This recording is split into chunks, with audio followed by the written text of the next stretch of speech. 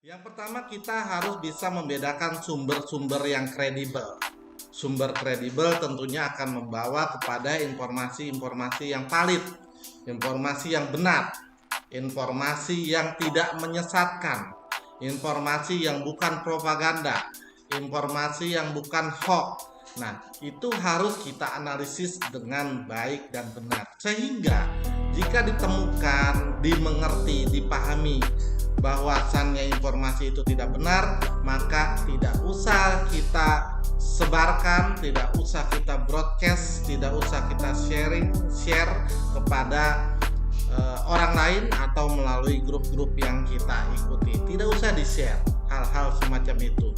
Yang di-share adalah, atau yang di-sharing atau yang berbagi, yang kita bagikan adalah sebuah pengetahuan yang tentunya informasi-informasi yang dapat dipertanggungjawabkan begitu.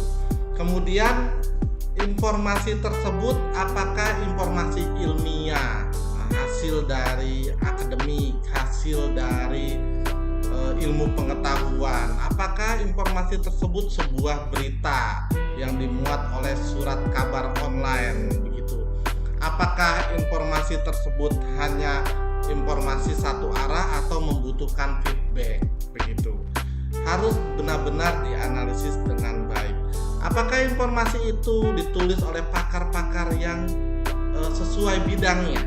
Jika dia berbicara obat-obatan, mungkin seperti yang sekarang beredar di grup-grup WhatsApp, tentunya yang perlu kita analisis adalah siapa penulisnya. Informasi itu dari siapa? Apakah dari dokter-dokter yang memang sesuai bidangnya, keilmuannya, sesuai kompetensinya? Atau dari orang-orang biasa yang hanya mendengarkan dari mulut ke mulut. Kemudian waktu ini juga menjadi penting di era sekarang. Mengapa demikian?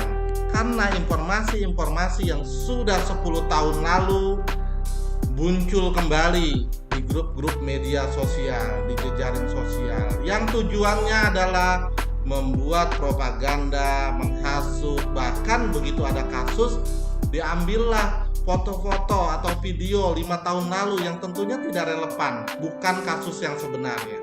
Tetapi jika kita sebagai masyarakat kurang menganalisis dengan baik, kita akan mudah percaya, bahkan diteruskan viral begitu ya. Itu harus kita analisis dengan baik. Kemudian yang tadi setelah saya singgung, penulis ini sangat penting sekali. Apakah informasi-informasi itu benar-benar ditulis oleh orang-orang yang kredibel, yang sesuai keilmuannya.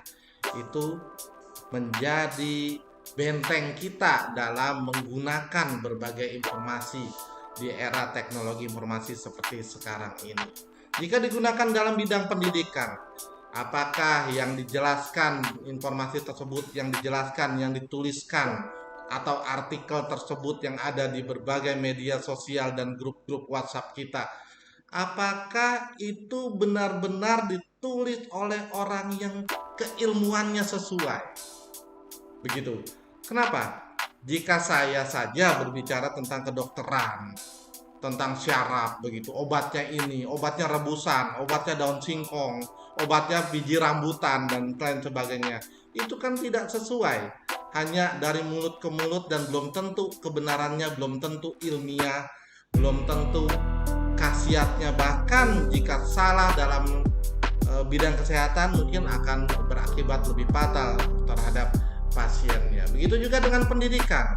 Jika seorang guru, siswa, mahasiswa mengambil informasi-informasi yang tidak sesuai, yang tidak ditulis oleh pakarnya atau tidak berdasarkan kesepakatan, tidak ilmiah dan lain sebagainya, akan terjadi miskonsepsi.